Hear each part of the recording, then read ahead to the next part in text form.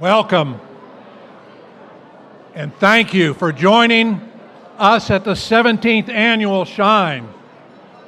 Wasn't that a great meal? Did you like that?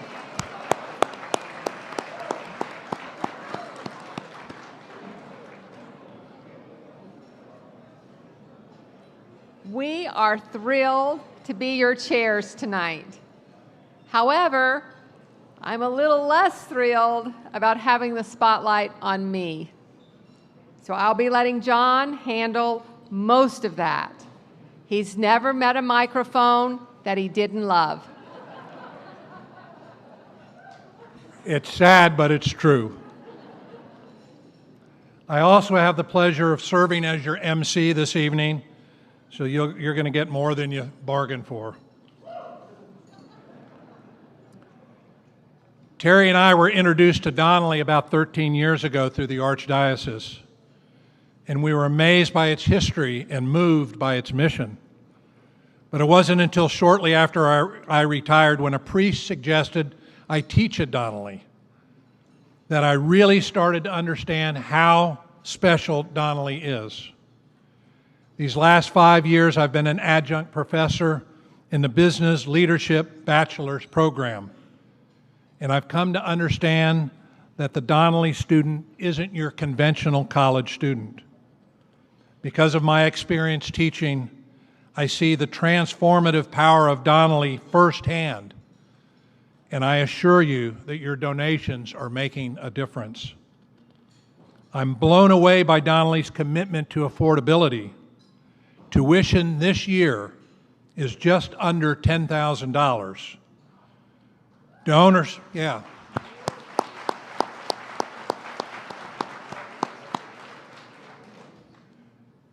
Donors like you and nights like this make that possible. You're the reason Donnelly students can shine.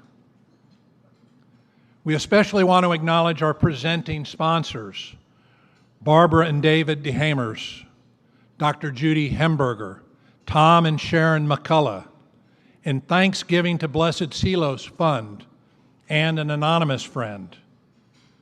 We also want to recognize our platinum sponsors, the Loretto Foundation, Michael Matuzzi, the Newcomer Family Foundation, the R&C Foundation, and Herb and Lisa Sizemore, last year's chairs.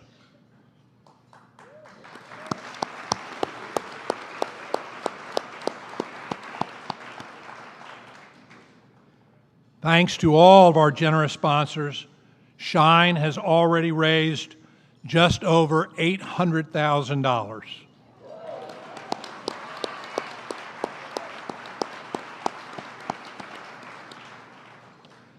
But each year, Donnelly must raise nearly twice that much to keep tuition low and provide scholarships.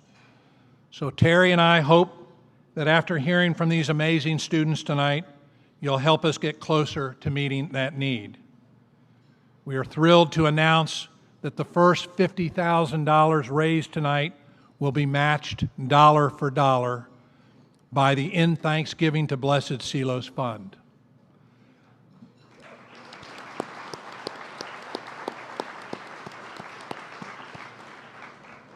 This is a great opportunity to double your investment.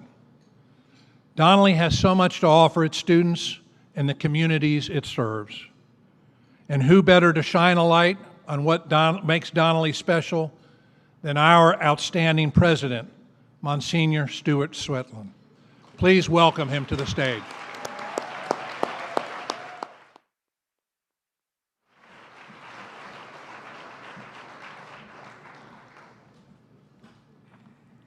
Thank you, John and Terry.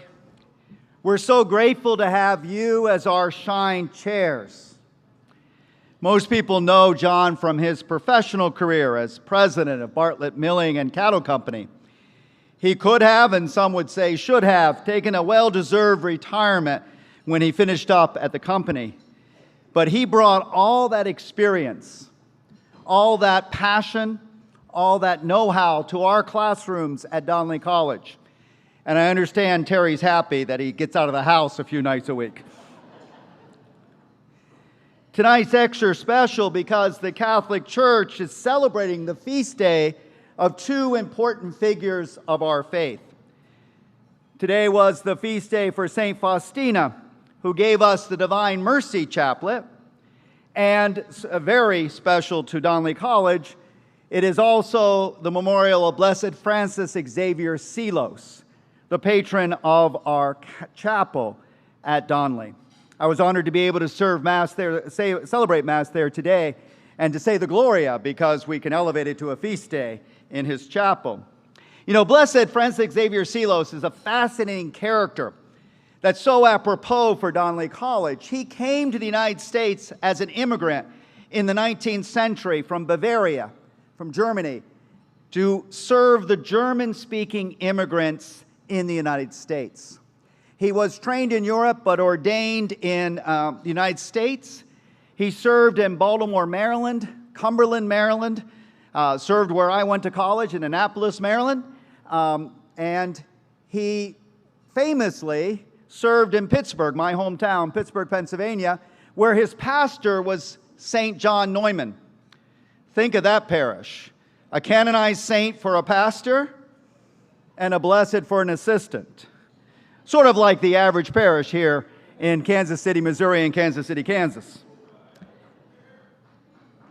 One of my favorite quotations from Blessed Francis Xavier Seelos is that every day holds the possibility of a miracle.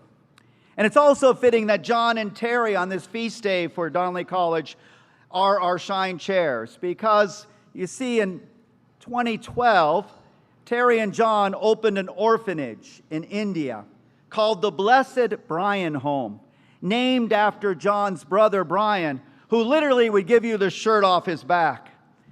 The Blessed Brian Home has since expanded to include a feeding program and, amazingly, a hospital.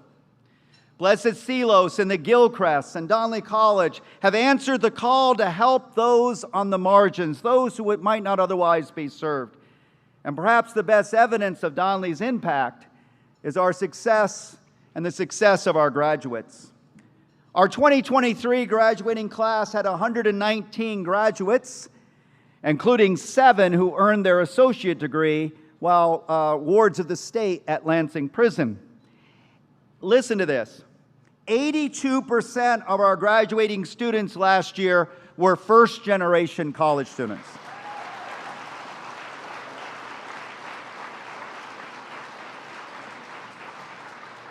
87% of our graduates were students of color.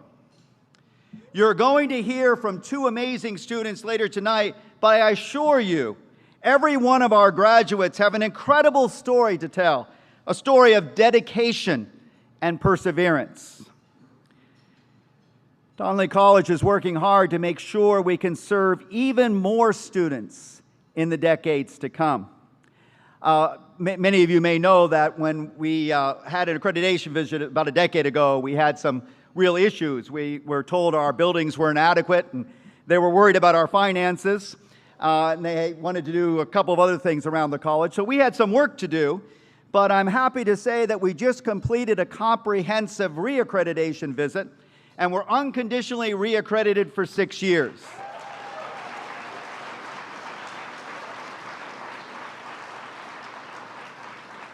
The visiting team from the Higher Learning Commission summarized their findings, and I will quote from that summary.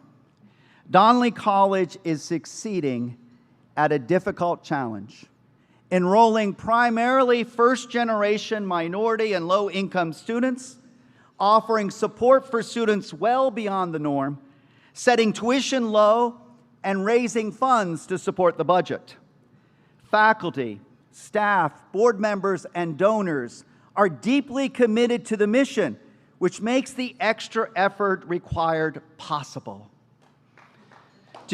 Thank you. Did you hear that? Your efforts, you donors, your efforts have been noticed not only locally by our students and our faculty and our staff and our board, but your efforts have been noticed nationally by the Higher Learning Commission, and since it was chaired by an academic that is currently serving in Germany internationally, They see what you do to make Donnelly missions possible. Thank you.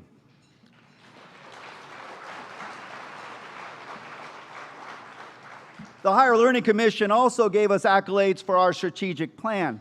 After spending more than 10 years focused on campus improvements, including our brand new and updated buildings, we now approach our 75th anniversary. That's going to happen next year.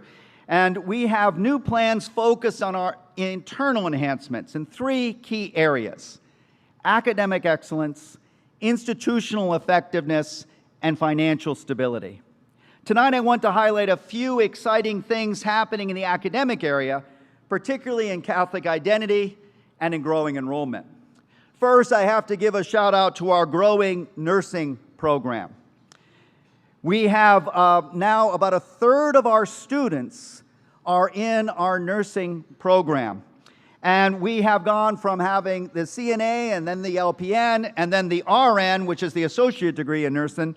And hopefully by this time next year, we will be adding a bachelor's in nursing, a bridge public health programming, we hope, and pursuing national accreditation from ASINs.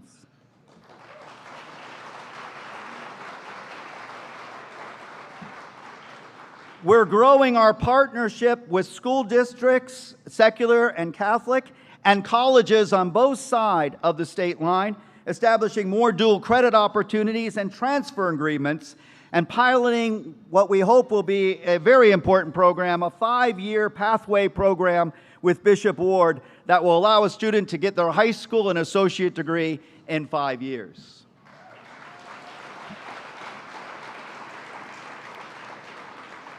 We have also added a bridge program or transfer agreement with every private college in Kansas and every community college in Kansas, as well as continuing our relationships with the other state universities. We also continue to work with KC Scholars and are proud to be part of the expanding Block Scholars program.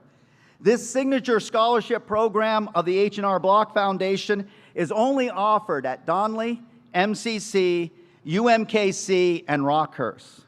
The Block Scholarships provide full tuition for students to spend 2 years at Donnelly and then complete their bachelor's degree at UMKC and starting this year at Rockhurst University. Typically, in the past, we've had about 20 Block Scholars each year, but starting next fall, that number will be expanding to 50.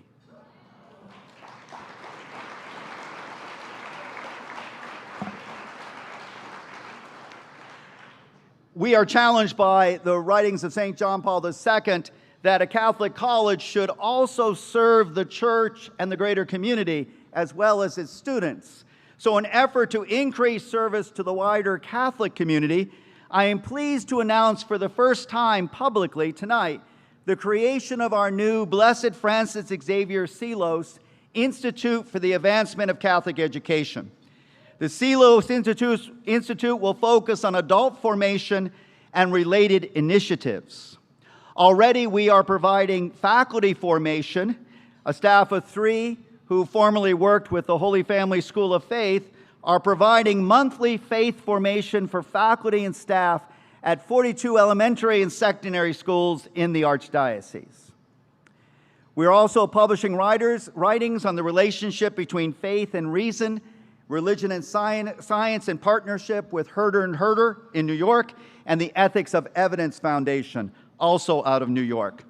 And I'm happy to say that we've started as a pilot program some adult formation programs. We have a monthly Bible study that we've begun at Donnelly, and come along. 17th of October is the next class. You don't have to have been at the first few classes to each class is separate, but I'm happy to say that we've begun with 75 people taking Bible studies, adults, at Donnelly College. And much, much more is going to come in the Seelos Institute. Of course, we do what we do because it's God's work.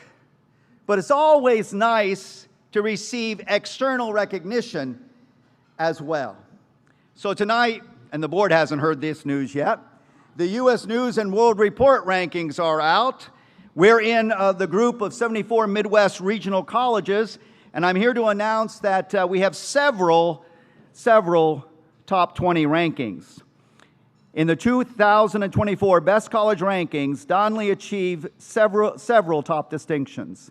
First, most students 25 and older. We serve many students who are non-traditional students. This is nationwide, not just the Midwest. We finished number 19 in the nation, and most students 25 and older.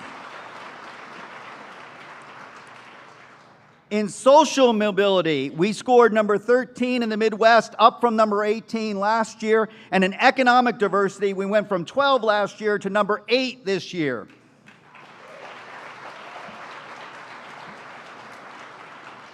These two demonstrate that we help our students and their families move into the broad middle class. In the category of least debt upon graduation, last year we were ranked 7 in the Midwest. We're now up to number 3 in the Midwest.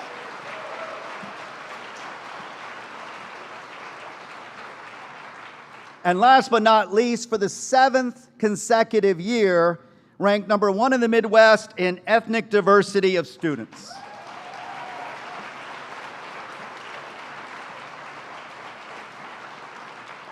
I love this category because it allows me to tell a joke when I'm on the East or West Coast. I say that Donnelly is the most diverse college in the Midwest, from Ohio to Colorado, from Oklahoma to the Canadian border. We're the most diverse college right there in Kansas City, Kansas. So I tell the people on the coast, so when you think diversity, think Kansas.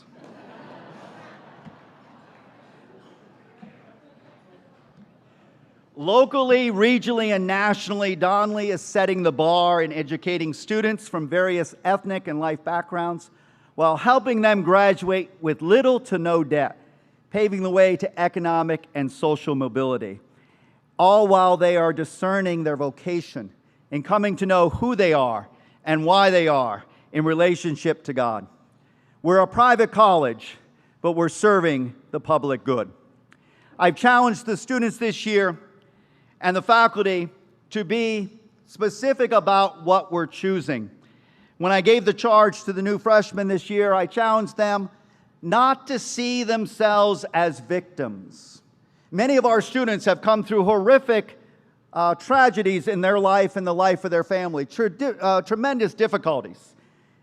But I told them, never view yourself as a victim, and always choose hope. Because we Christians believe, it's the virtue of hope after all. Every Christian should believe that for every Christian, the best is yet to come. And to choose that hope and to build on that hope. And then I challenged the staff. It is difficult to do the work that my tremendous staff does. The teaching, the formatting, the administrating. I challenge them to always choose joy. Because God, as St. Teresa of Avila used to say, God save us from joyless saints. You know the type that wear their faith like a straitjacket, right? H.L. Mencken used to make fun of Christians. He said the problem with Christians is they believe somewhere, someone is having a good time. And something ought to be done about it. That's not authentic Christianity. Authentic Christianity is, as G.K. Chesterton said, a hearty steak and a good stout of beer. We are a party people because we know Christ has won the victory. And so we must choose joy and do what we do joyfully. That's the power of the mission to serve those who might not otherwise be served. It is now my honor to welcome the chair of our board, Jason Banks, to lead our Alumni Hall of Fame ceremony, where you're going to hear about 2 amazing alumni who have continued Donnelly's mission in their life and in their service. Jason?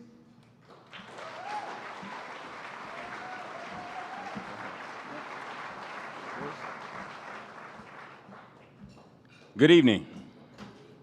So it just dawned on me as I was sitting there. So I've been participating in Shine for years, and when I first started and was participating on the program, I didn't have a script. So somewhere along the lines, my wife got a hold of Emily and said, you need to give him a script to follow. So I promise I'll stick to the script. So I'm truly honored to represent Donnelly's board and introduce this year's inductees. But before I do so, I want to pause and ask all of my colleagues on the board here with us tonight to please stand and be acknowledged. Let's give them a hand.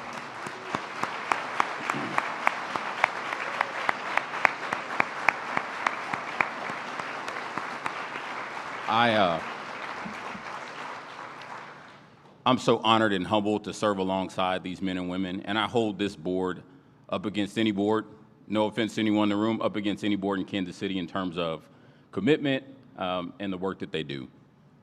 Now back to the script. The Alumni Hall of Fame began in 2010 as an effort to recognize alumni who have served in the community while upholding the mission and values of their alma mater. You can view a full list of our inductees on the back of your program or on our website. Our first inductee tonight, this brings a smile to my face, is Sister Mary Teresa Morris, or Sister MT to her family and friends. A Kansas City, Kansas native, Sister Mary Teresa graduated from Wyandotte High School and attended St. Margaret's School of Nursing and Donnelly College before earning her BSN from Northwest Missouri State and a Master of Public Health from St. Louis University. A nurse since 1972 and a Benedictine sister since 1978, Sister Mary Teresa has served in hospitals, long-term care facilities, and home health settings. She specialized in caring for the poor, homebound, high-risk infants, and children with special needs. During the pandemic, she served as the Director of Infectious Diseases at the Dooley Center, the licensed care facility for the Benedictine Sisters, where she now resides. Sister Mary Teresa has also given back to Donnelly in many, many ways, teaching in Donnelly's Allied Health Program, serving as interim director of the Practical Nursing Program, and serving as a board member. In the words of her nominator, Sister approaches everything she does with precision, intelligence, and most importantly, compassion. She treats the people she serves as she would Christ himself, and I wholeheartedly second that. So please turn your attention to the screens for a brief video about Sister Mary Teresa Morris.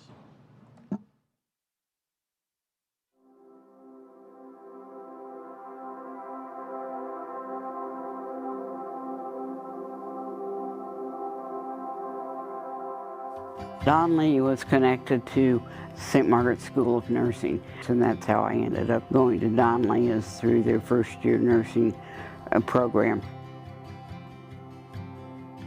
I think I did very well. I did very well in terms of the basic sciences that we had to take. My workload, well, it was quite heavy because we had to fulfill both the requirements of Donnelly and St. Margaret's. All the students kind of came from the same economic area. All of us were usually working and going to school at Donnelly. The Donnelly culture is a culture that pulls the best out of whoever comes as a student. A different avenue of education for people, people who might not be able to afford or go to higher education either because they're working or it's just a different feel.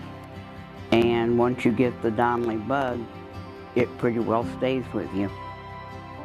I've done everything from hospital nursing to teaching.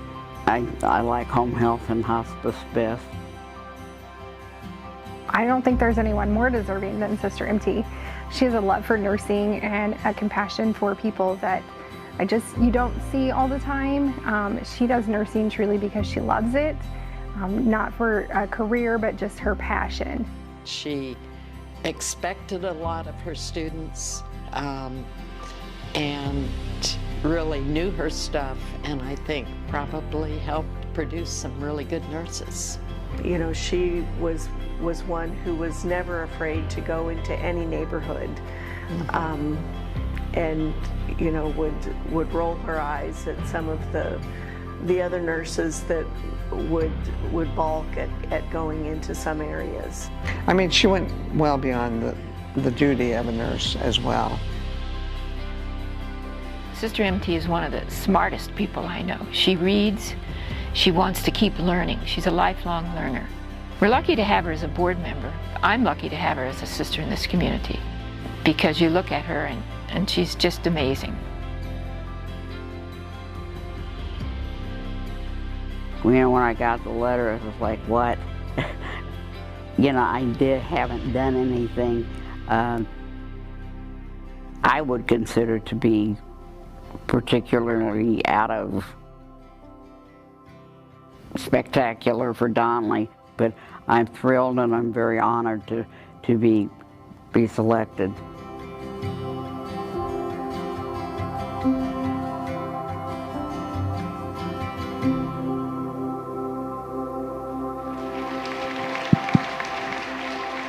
Please join me in congratulating Sister MT on her award. Thank you to all the Donnelly. You know, just we're giving a standing ovation.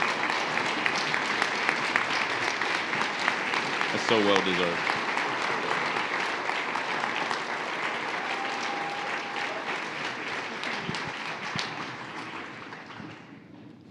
Thank you to all the Donnelly family. It is certainly a surprise and one I will always treasure.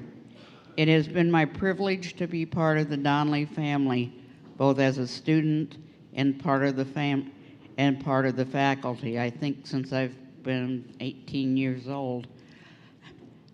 It is my hope to continue to serve Donnelly for many years to come. God bless Donnelly faculty and students and all the members of the Donnelly family. Thank you again.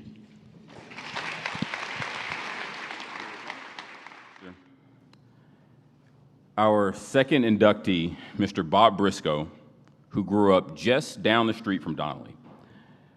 Bob attended the Cathedral of St. Peter's School and Rockhurst High School before coming to Donnelly, where an elective art appreciation class changed his career plans. He went on to earn a bachelor's in economics from Kansas State and used those skills to become an independent artist.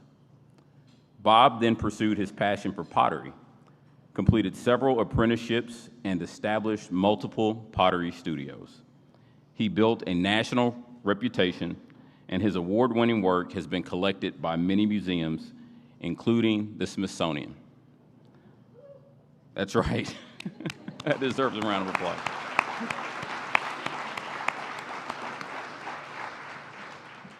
Bob's passion for mentoring young artists led him to open his studios not only to fellow potters, but to anyone interested in learning to work with clay. Are you still taking applications? No? Okay. He also co-founded the St. Croix Valley Pottery Tour and donated the proceeds to support young artists. That event inspired 30 similar events around the U.S. In the words of his nominator, a fortuitous decision to take a fine arts class led Bob to a lifetime as a passionate and creative potter and a world-renowned professional artist. Let's check out this video feature about Bob.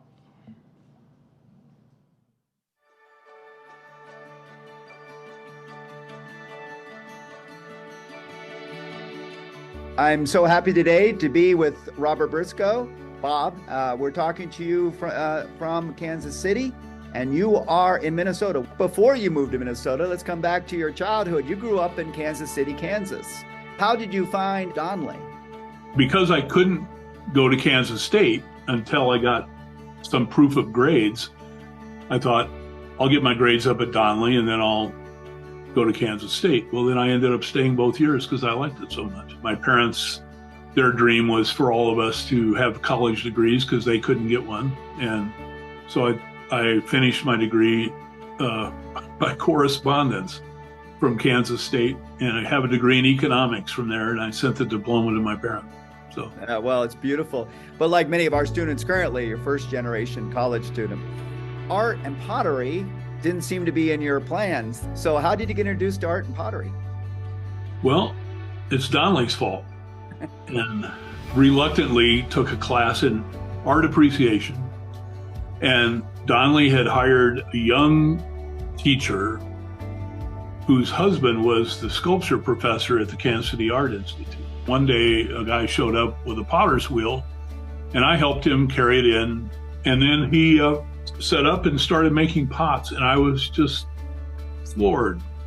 And so I went to a couple of art fairs and then left school to go be an apprentice out in Colorado. It was just a real community, and just further made me smitten with the idea of being an independent artist. I'm going to ask you to brag on yourself for a little bit here, because I know your pottery and your artwork has been displayed all over The Smithsonian, Right. which is really amazing that they have my work. And a Crocker Museum in Sacramento, California. There's Arizona State University has a ceramic museum. University of Minnesota has a museum. The Minneapolis Institute of Art, Racine, Wisconsin, there's another one. It's amazing to the way that you're spreading the beauty of your creations. But what you experienced here, how did that help you? The pottery community in general are really generous people. The generosity that you learn at Donnelly, and that you just see it on a day-to-day basis. I don't think you have to look too far backwards to Donnelly to see the sprouts of that. But it's okay to doubt yourself, and because it keeps you searching and looking, and out of that I made friends, and that's the other connections that you make among other people doing the struggle that you're doing. My experience at Donnelly, I know this sounds over the top, but it really saved my life. Number one, discovering this lightning bolt about pottery, but that just evolved an entire life, and it did mine, and I think it saved my life.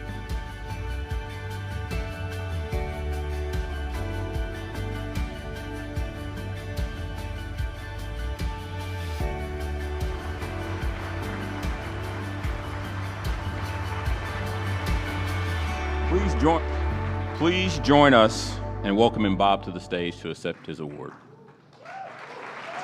Congratulations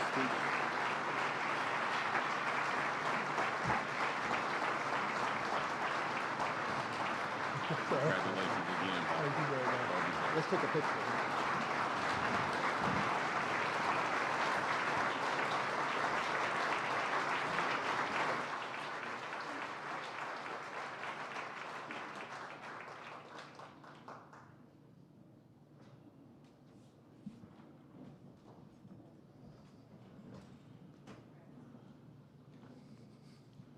I would like to thank the board selecting me for this honor, President Monsignor Swetland for his interview, and the entire Donnelly staff, Michaela Ramillo, Marcia Brown, and Dave Stanley in particular, for making the process painless and making me look better than reality.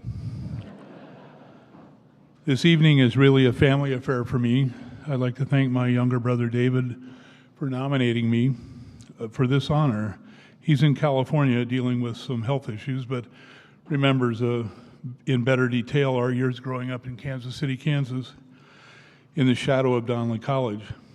I also want to thank my sisters, Judy Delarco and Sharon Baruti, and older brother Rick Briscoe, for driving up from the Dallas area to attend tonight's gala and visit our hometown.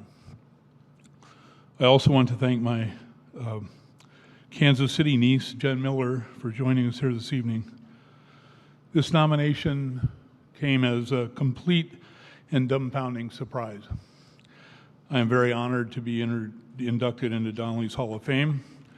I learned my values from my parents and from growing up in the neighborhood surrounding Donnelly. As a child, this neighborhood, a 12-block radius, was our complete world. As a young man coming to Donnelly as a student, I found those same values foundational to Donnelly's mission. I was aware of them every day, experiencing the richness of the diversity of the student body, hearing the life stories of my classmates, their hopes and dreams. The school, with its mission and vision, provided so many first-generation college students with a starting gate and the encouragement to move forward. I came to Donnelly as a preliminary stop on a planned journey to Kansas State University, where I had hoped I would study restaurant management with the goal of someday opening a restaurant. I've always liked to cook, so this was the only imagined career that made sense to me at that point. I was required to take an art appreciation class at Donnelly. I took it reluctantly. Art was not really part of my world. The teacher, a young woman associated with the Kansas City Art Institute, brought in art students to demonstrate their art and craft. And one of them was a potter. I was immediately overwhelmed watching him turn simple balls of clay into stunning three-dimensional forms almost instantaneously. That exposure propelled my career in life. I was privileged to live my life as a potter, and Donnelly College is where that all began. My parents were dedicated to education, so much so that my mother went to college at St. Mary's after she'd finished raising us. I'm not sure if my siblings and I are considered first-generation college students or not. Mom got her diploma just last of the group, I guess, at age 68. Donnelly College is a much different campus than it was in my day, but it still embodies its original values and vision, serving the young people of Kansas City as they bring their dreams to life.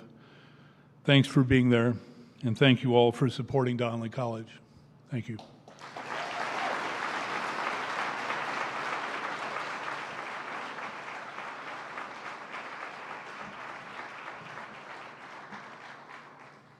One final round of applause for Sister MT and Bob.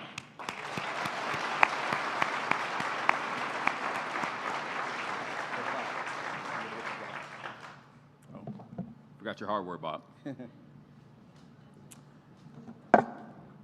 I also want to give a special shout out to all the Hall of Famers with us tonight.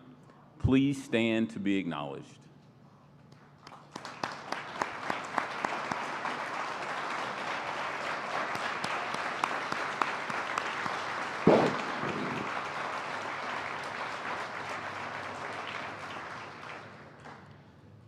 Now, I am excited to introduce a highlight of the night. Hearing from students and staff about the impact Donnelly is making today. Please welcome John back to the stage.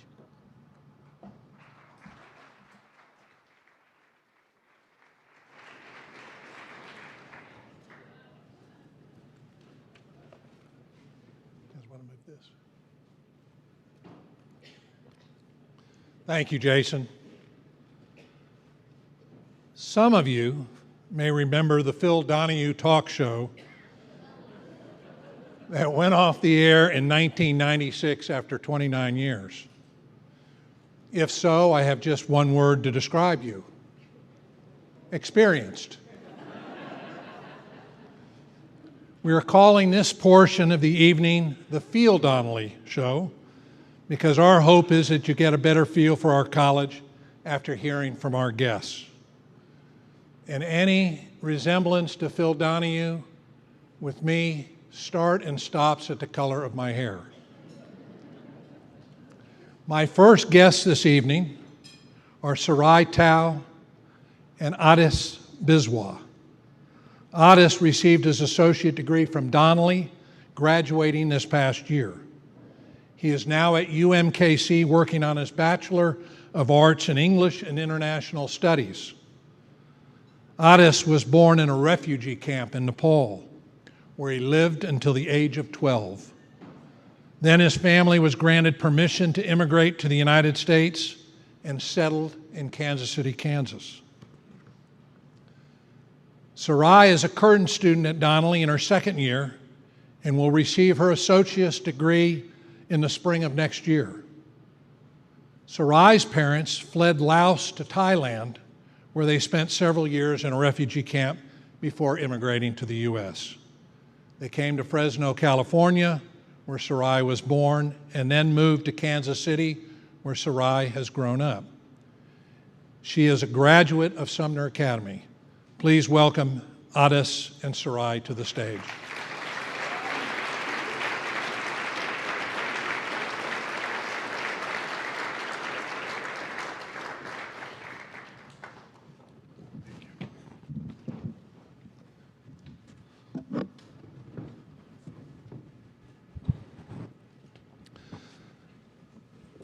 So Aadesh, I'm going to start with you.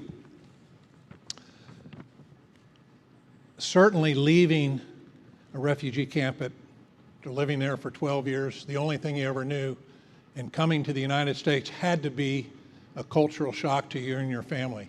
Can you tell us a little bit about that experience? Yeah, it was, definitely. There is like this short preparation class or orientation they do in Nepal to prepare you for life in America.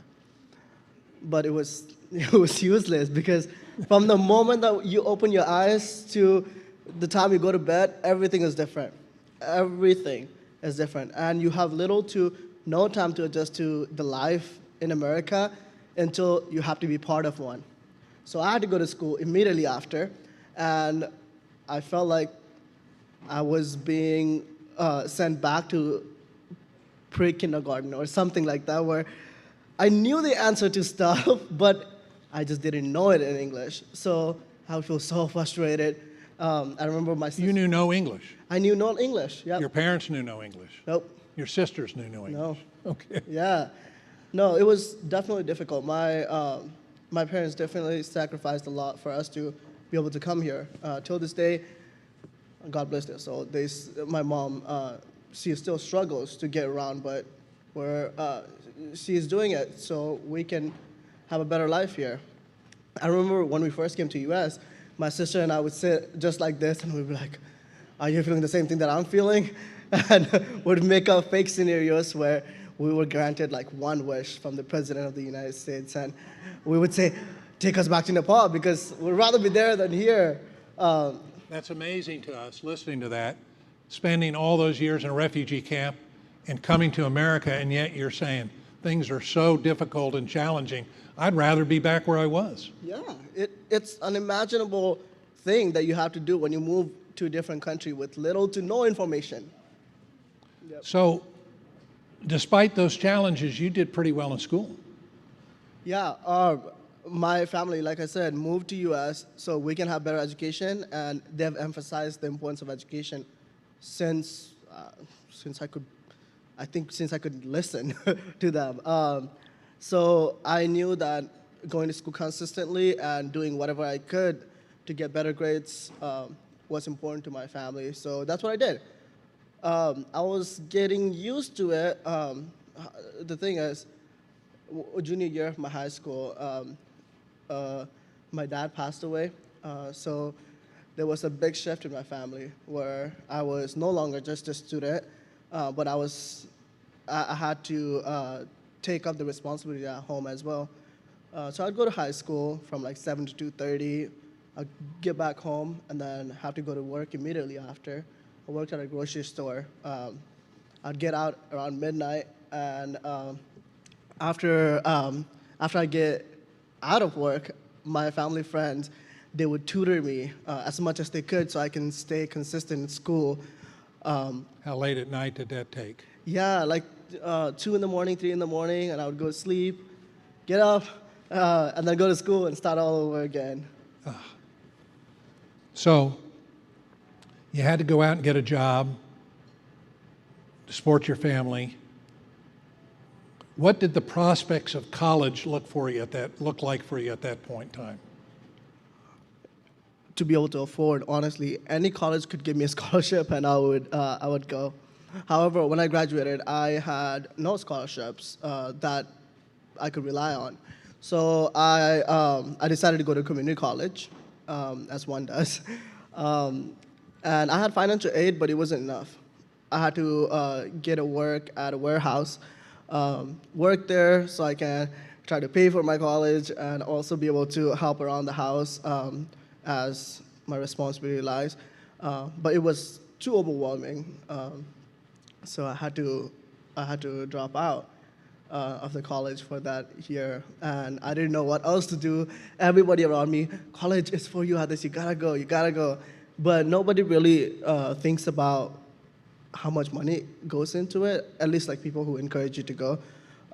So I got so frustrated. I remember I had this like little sheet where I wrote, God, if you want me to go to college, you gotta provide for it, otherwise I'm not going.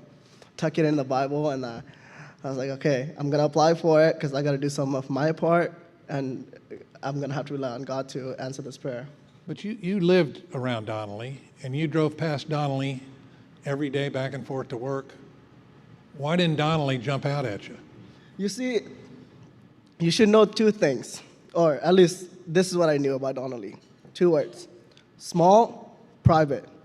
What does that tell you? It's expensive.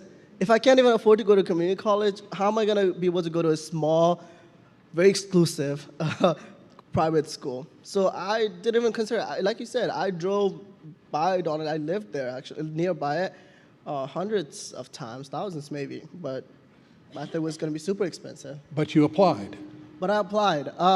Actually, I've got a family friend here in the audience. He graduated from Donnelly, and he encouraged me. He's like, it's actually not that bad. He was working at the time as well, and he encouraged me to apply, and I applied, and I got in. But the thing is, I still didn't have money. So Kyle from admission, if you guys know him, he calls me, and he's like, congratulations, Aadesh, you've been accepted. But the thing is, like, is there money? that's my question, right? And he was like, actually, there are some financial responsibility that lies on you. I was like, well, is there anything that I can apply for? He goes, there is a block scholarship. And as he explains this, he tells me, actually, you can't apply for it because due date is like tomorrow, or like, I think it was like day after tomorrow or something like that. I was like, trust me, I'll make a way to finish this.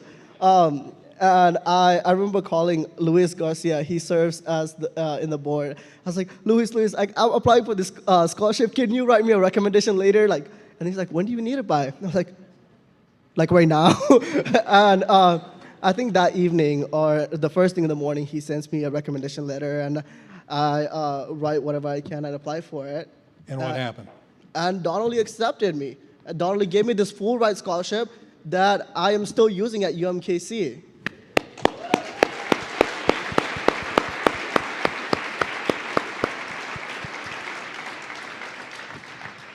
Sarai, what were your prospects of going to college? So there was 2 things that I cared about. Number 1 was human connection. So I wanted the big university life where I can make tons of friends and network. But before that had to come affordability. And this was because my dad was a diabetic, and so he lost both of his legs. And when I was in middle school was when he became completely disabled. That's when my mother had to provide for my entire household. So she had to take care of 3 kids and a husband. And so I was not gonna let her pay for my education.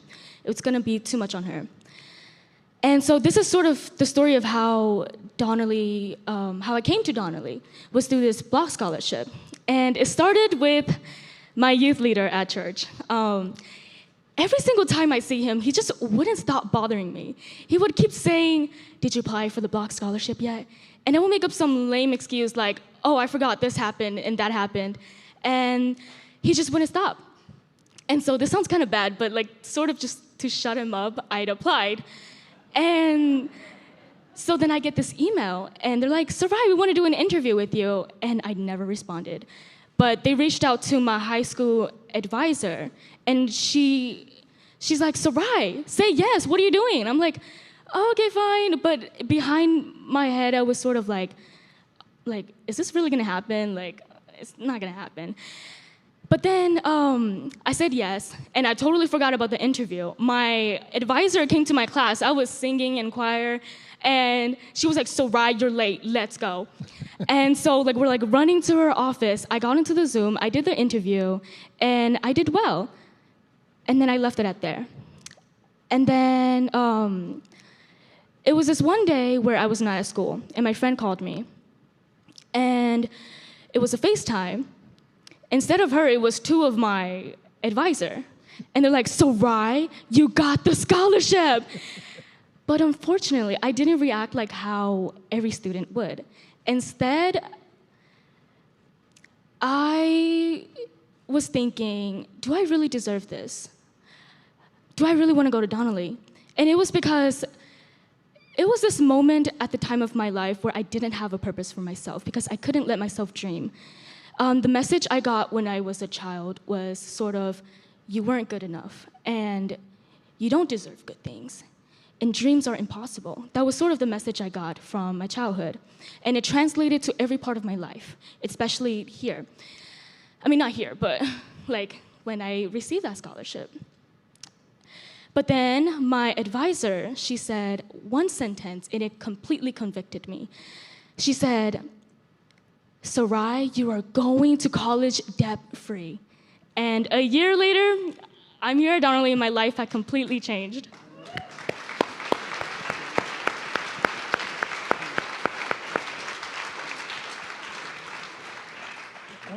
When you started at Donnelly, what was your experience in your classrooms, and what was the impact?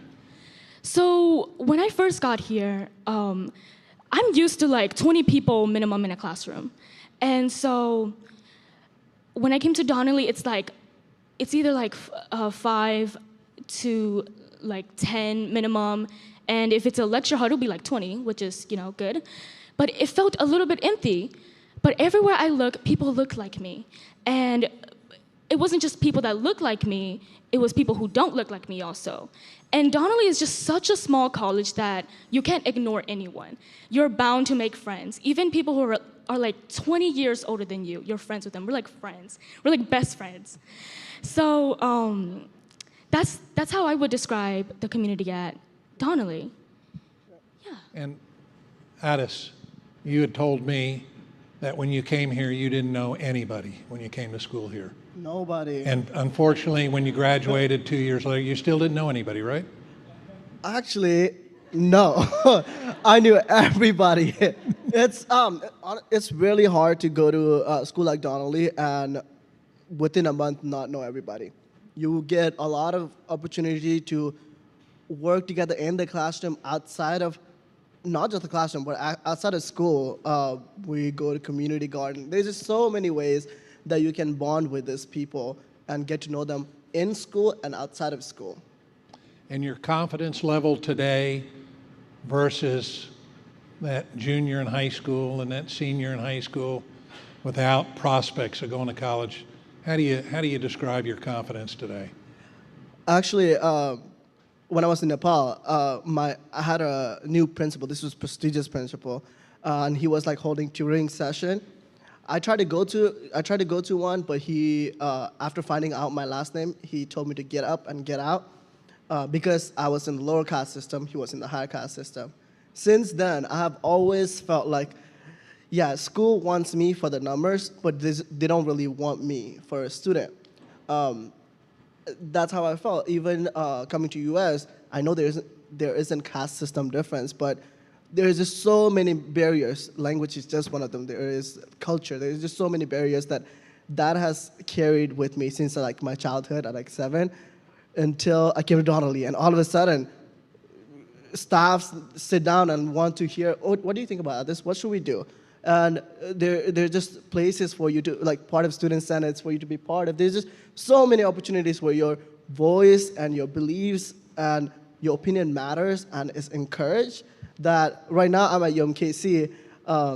My friend is here in the audience as well. And because of the culture that we've experienced at Donnelly, we're able to go to bigger college. And when we're feeling like, as a transfer student, we don't feel like we're being looked at. We don't feel like our voices are being heard. Instead of just like complaining about it and staying like still, we were confident enough to like be able to go to the dean of our humanities department, Dean Falcock, and tell her, hey, I've been here for this long and there has no opportunities given. And she sits down. So right now we're doing independent study with her to make transfer students feel more welcome, to have more opportunities, more opportunities to be surrounded. If we have any problem, we can sit down with her, and she's constantly bringing in people to connect with us. This wouldn't have happened if I hadn't gone to Donnelly. I would have never been able to speak up.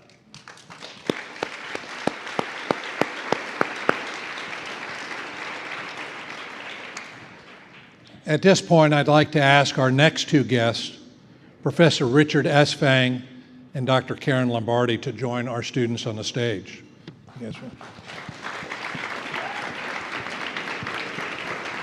Karen. Hello. Professor. How are you? Good. Thank you very much. Professor Esvang has been a member of the faculty since 2016. He has a master's in theater from Western Illinois University and spent 25 years in the acting profession. I'm really nervous right now. I can tell. Oh my gosh. Tell. Before dedicating himself to teaching. He teaches public speaking, performing arts, and survey of arts here at Donnelly. Dr. Lombardi has been on the staff at Donnelly since 2021 and is the coordinator of the Block Scholars Program. Dr. Lombardi has an undergraduate degree in mathematics and education. She has a master's degree in urban education and a PhD in education policy. Dr. Lombardi is also a consecrated woman in the Catholic Church. Please join me in welcoming both Dr. Lombardi and Professor Esvang.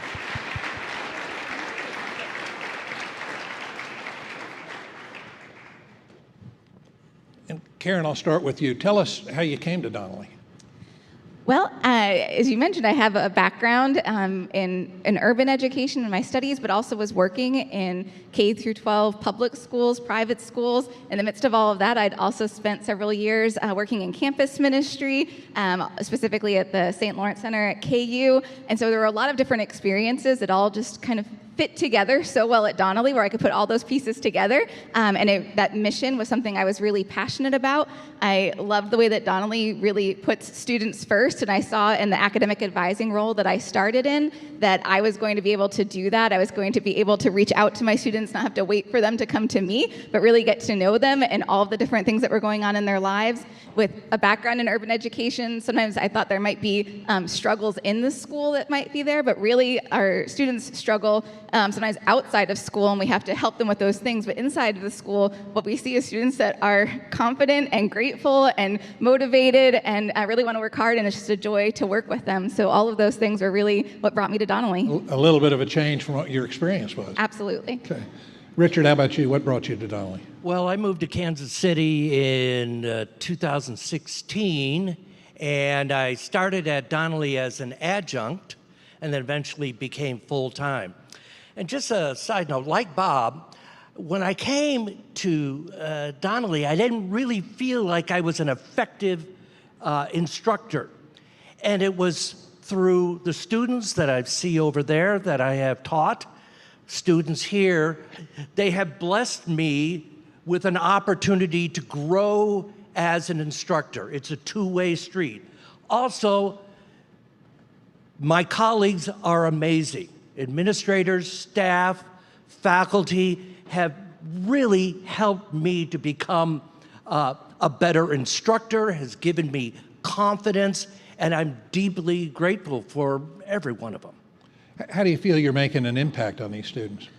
I feel that I make an impact by asking them to speak or find their authentic voice, to tell their own stories, and they've all heard me say that constantly. It's their stories that are going to change the world, right? And the more that we can hear from these students and what they have travailed through and what successes they had, it makes this, excuse this hyperbole, it makes this country a better place. Karen, how about you? Well, as I mentioned, the students can sometimes have struggles, and because we have this relational way that we approach education, we get to know each other. They feel free to share those struggles. So sometimes it's academic support that we need to help them with, but sometimes they come and they share what's changed in their life and what's happening, and really it's a financial struggle. And I love that being a small school means that I can go and talk to the dean and talk to the financial aid office and talk to the advancement that's getting scholarships available and say, there's a special need that has now arisen, and this student might not be able to graduate if we don't help them, and we find a way to do that. And there's not a whole, bureaucratic process to go through. It's just everybody caring about our students. And so that happens in all sorts of ways, is we get to just support them and walk alongside them. And one of the things that I really saw, even when I was at KU, a really big university, right? And I was working at the St. Lawrence Center, a big university, you can get really lost in the crowd. Managing college can seem really difficult. And we saw that at the St. Lawrence Center, it made it small because they would get to be known and they would have that support when they needed something. And at Donnelly, we just have that. We don't have to go looking for it. It's who we are already. And so all of our students and our faculty and staff get to have that together. It's a place that already is home when they're there. In one or two sentences, tell me who Donnelly is a good fit for. Aadesh, I'll start with you. I would say personally, everybody. I have gone to some of my family friends and told them about my experience at Donnelly. And currently, there are 3 of my personal friends who are there. So if I'm going to families and telling them, hey, instead of this big schools, send them to Donnelly, then I feel pretty confident to say that Donnelly is for everybody, and I would have my very close people, if they could, go to Donnelly. Sarai. I would say Donnelly is for people who did not have a voice, for people who didn't believe in themselves. Donnelly has cared about my voice and helped me dream again. So I would say it's for anyone who wants to transform themselves. Dr. Lombardi. I would say it's for anyone who wants to have company with them on this journey, this educational journey, to know that they're going to have support, that you, even if you aren't sure on what you want to study, or if you're just not sure of how to navigate school or any of those other concerns that could be there, that you're not alone in that, and someone's going to journey with you. Professor Esvang? I think everyone. I mean, one thing, we talk about affordability, but one of the best kept secrets about Donnelly is the learning that the students receive, the academic rigor that's in the classroom. And I just want to say, from the faculty, I want to thank the board and donors for allowing us to teach these young people that you see here tonight. Thank you.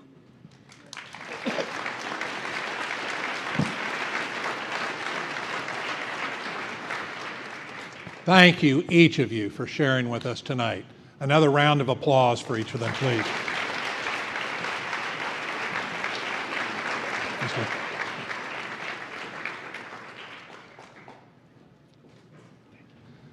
I tell you what, these students are inspiring. And I'm not exaggerating, and Monsignor mentioned this earlier, every one of our Donnelly students has an incredible story. And that's why we're asking for your support tonight to help Donnelly shine. Every dollar raised tonight will support scholarships, and the first $50,000 will be matched. Giving tonight is easy, especially online.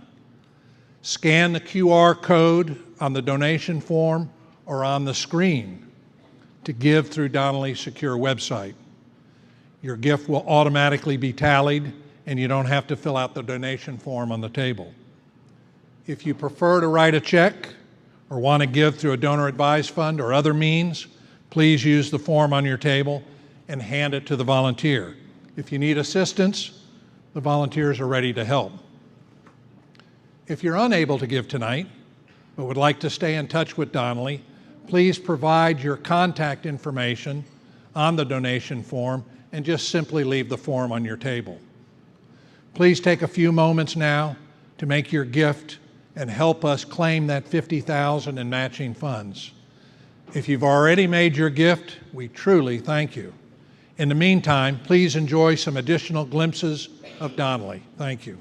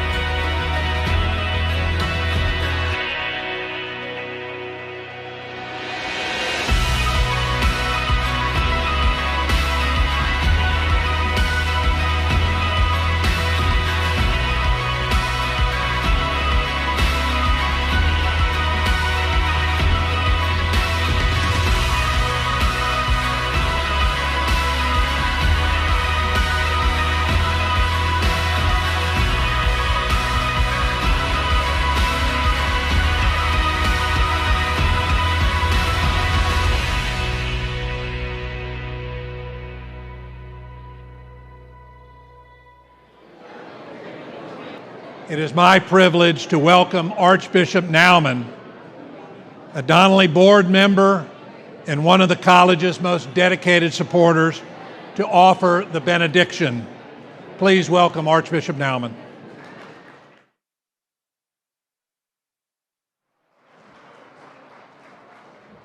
Thanks, John. Great job. Well, thank you all.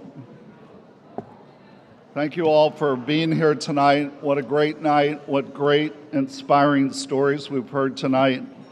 I noticed that one of the sponsors tonight was Sailors and Sinners. Monsignor, is that some of your old Navy friends that are... But what an amazing story Donnelly is. And I feel a special connection because Donnelly and I are the same age. We're both going to turn 75 next year. And you know, this month is Respect Life Month in the church. And Respect Life Month is about the church's care for every human person and the dignity of every human person, life at every stage and place. And Donnelly College is an important part of the church's mission to respect the dignity of every human life. And you heard that tonight in the testimonies of our new Hall of Fame members, but also in the students and the faculty. What an amazing night.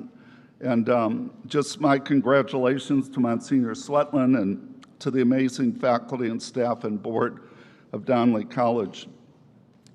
So let's pray. In the name of the Father, and the Son, and the Holy Spirit, amen. Dear brothers and sisters, God is love, and the desire to make us share in this love, He sent His Son into the world to come to our aid in gentle kindness, to help all who sought the truth and a better life. In His great love for all of us, Christ said, whatever you do for the least among us, you do for me. He called those who were generous with their gifts the blessed of his Father and promised them eternal life.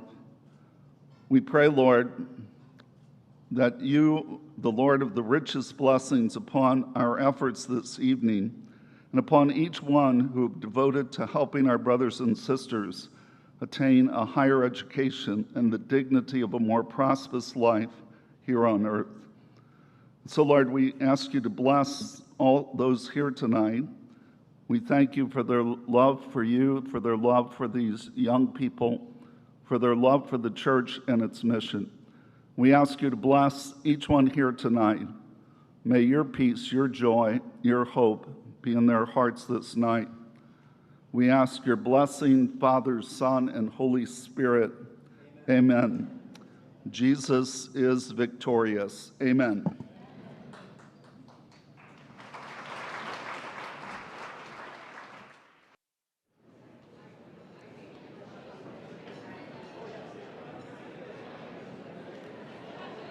Just a few closing details for people.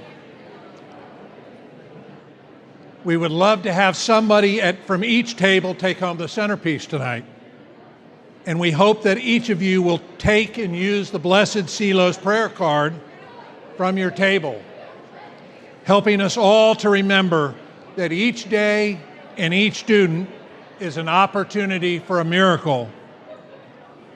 It will take a while to tally the gifts, but I am very pleased to announce that through your wonderful generosity, we have met the matching challenge. Thank you.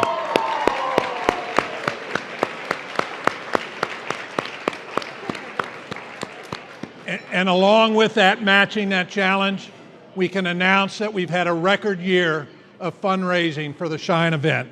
Thank you.